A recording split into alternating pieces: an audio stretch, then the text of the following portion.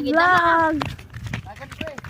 Hello mga kalagan, nato karong laagon ng usa ka tago nga liguanan diri sa San Fernando, Bukidnon. Tara uban nimi. Kung gusto kag laag ka uban nimong barkada unya adventure pagyud, hali na diri sa San Fernando, Bukidnon. Human ning video aron masubay nimo kung asa nimo ni dapit makita. Inig abot nimo sa halapitan na kay crossing makita before ang gas station. Sudlon na nito nimong crossing tapos subayon nimo ang simentado nga dalan. Hangtod makaabot ka sa nakabuklad nga barangay. Pag agi nimo ani nga bridge, diri ra dayon siya sa kilid agion. Aron enjoy ang laag tapos pangaligo mamutong sa ta.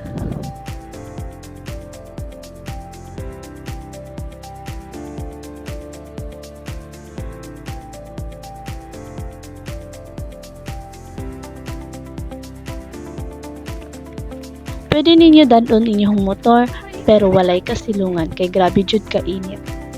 Labi na sa panahon karon nga grabe jud ka init. So nag-decide mi nga mo na lang gibili namong motor. Makaingon jud kog adventure gid ni kay gamay sipyat nimo pagkita gid mong San Pedro. Pero sulit sad pag-abot didto samot na sa view ug sa tubig. Mao ni ang ginatawag na Kulaman River o makita kini sa supon na kabuklad San Fernando, Bukidnon.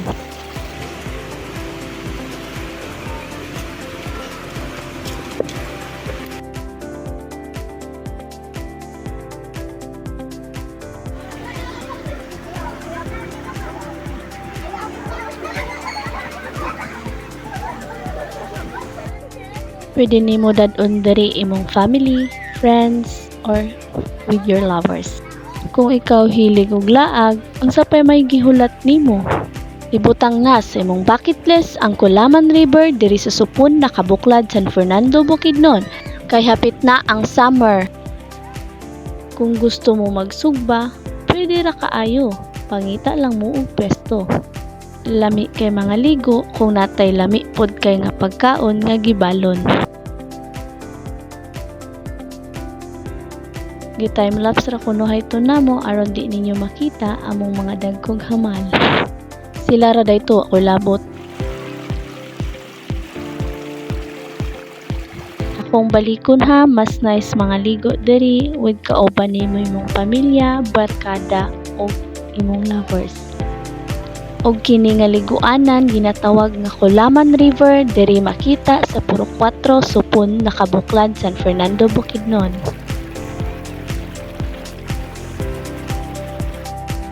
Dere ra tama ng akong vlog and thank you for watching!